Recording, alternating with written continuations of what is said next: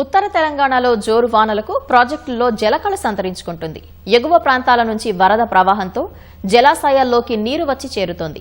కొన్ని చోట్ల అధికారులు నీటిని దిగువకు వదులుతున్నారు.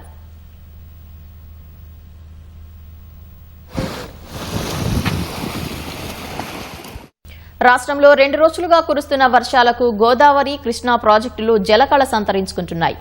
ఎగువన భారీ వర్షాలు కురవడంతో నిజామాబాద్ జిల్లా శ్రీరామ్ సాగర్ ప్రాజెక్టుకు అంతకంతకు వరద పెరుగుతోంది. ప్రాజెక్టు పూర్తిస్థాయి నీటి మట్టం 1091 అడుగులు కాగా ప్రస్తుతం 1066 అడుగులకు నీటి మట్టం చేరుకుంది. ఎస్ఆర్ఎస్పీ సామర్థ్యం 80.5 టీఎంసీలు కాగా ప్రస్తుతం 17.453 టీఎంసీల నీరు నిల్వ ఉంది. కామారెడ్డి జిల్లా నాగిరెడ్డిపేటలోని పోచారం ప్రాజెక్టుకు భారీగా వరద వచ్చి చేరుతోంది.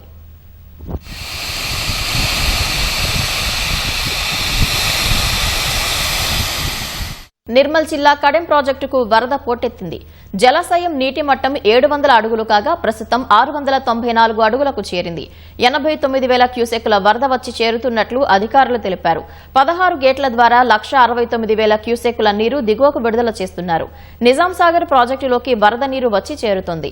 నిజాం సాగర్ పూర్తిస్థాయి నీటి మట్టం 1,405 అడుగులు కాగా ప్రస్తుతం 1,392 అడుగులకు నీటి మట్టం చేరుకుంది. ప్రాజెక్టు పూర్తిస్థాయి నీటి నిల్వ 17.80 టీఎంసీలు కాగా ప్రస్తుతం 7.46 టీఎంసీల నీరు నిల్వ ఉంది. మహారాష్ట్రలో కురుస్తున్న వర్షాల వల్ల భైంసాలోని గడ్డెనబాగు ప్రాజెక్టు జలకళ సంతరించుకుంది.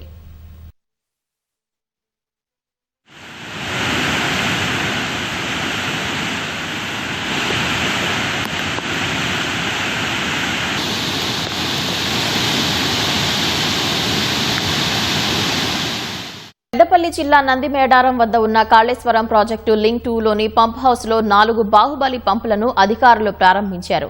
ఒక్కో పంపు ద్వారా 3,150 క్యూసెక్కుల చొప్పున 4 పంపులతో మొత్తం 12,600 క్యూసెక్కుల నీటిని ఎత్తిపోస్తున్నట్లు తెలిపారు. నందిమేడారంలో 4, రామడుగులోని గాయత్రి పంప్ హౌస్ లో 4 పంపుల ద్వారా ఆగస్టు 2 వరకు నీటిని ఎత్తిపోయనున్నారు. రాజన్న సిరిసిల్ల జిల్లా మిడ్మానేరు ప్రాజెక్టులో నీటి నిల్వ సామర్థ్యం 8 టీఎంసీలకు చేరుకుంది.